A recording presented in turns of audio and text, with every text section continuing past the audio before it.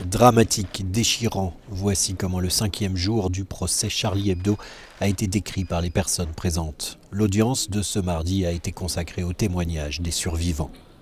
La veuve de Frédéric Boisseau, agent d'entretien ce jour-là à Charlie Hebdo et première victime des frères Kouachi, a raconté l'attente interminable avant d'avoir la nouvelle de la mort de son mari.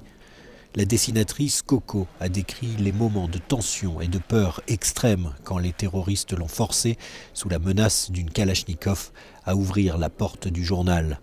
En sanglots, elle raconte qu'elle s'est mise à genoux, les mains sur la tête, pensant qu'elle allait être exécutée. Marie-Laure Barré, son avocate. Son témoignage était extrêmement bouleversant. Elle a réussi à mettre des mots sur l'indicible.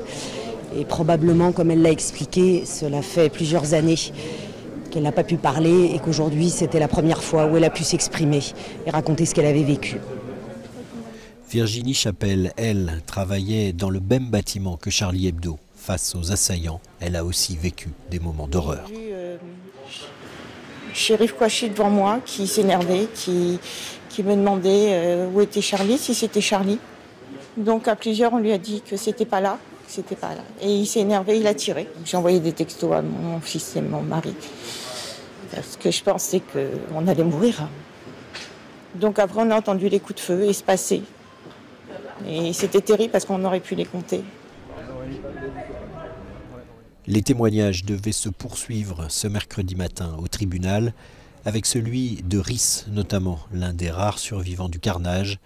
Il est désormais directeur de la publication de Charlie Hebdo.